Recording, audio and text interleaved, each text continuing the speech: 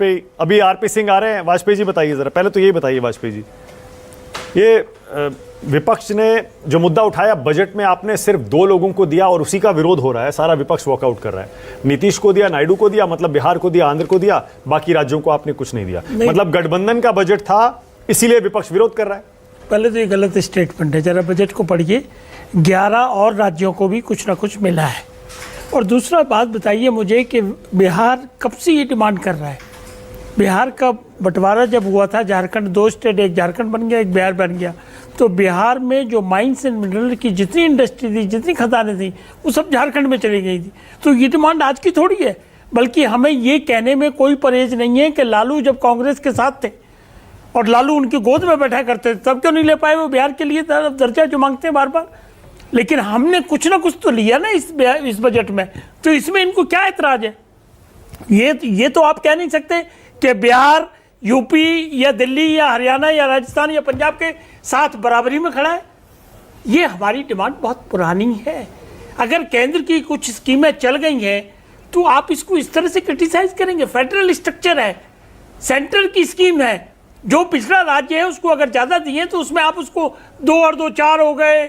अरे भाई, डेमोक्रेसी में गठबंधन की राजनीति होती है। आप भी गठबंधन में हैं, आपकी भी पार्टियां हैं, हमारी 38 पार्टियां हैं, 42 पार्टियां, आपकी भी शायद कितनी 30-32 तो हैं ही कम से कम।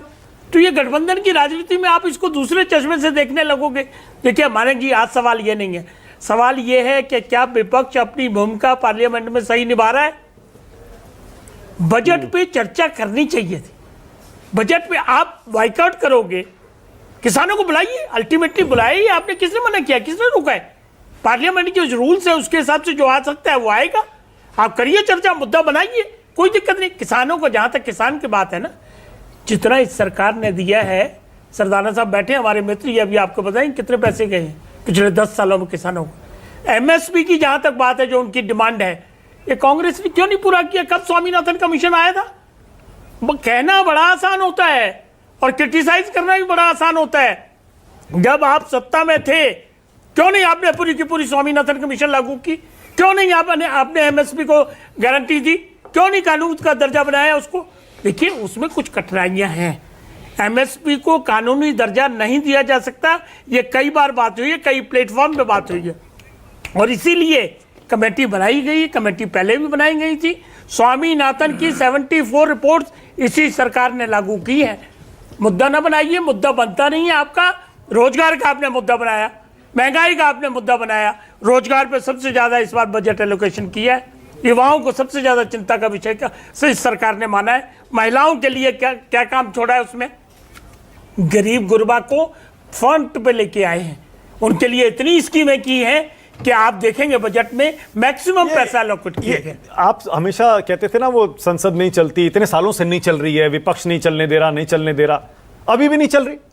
क्यों नहीं चलने दे रहा? आज क्यों बाइकआउट किया बताइए? आप बताइए ना। चर्चा करनी है, हम तो कह रहे हैं ये इमेच्योरिटी है। डेमोक्रेसी को बदनाम करने की कोशिश करते हैं। अपना काम करिए, मुद्दे उठाइए, चर्चा के दौरान लाइए कि बजट में ये कमियां। कौन मना कर रहा है? वो सब रिकॉर्ड पे आता है, अखबारों में छपता है, पूरी स्पीच बनाई जाती है पार्लियामेंट की। लेकिन नहीं, हमको तो बाइकआउट करना है, हमको चलने नहीं देना संसद को। देखिए, ये शोभा नहीं देता है।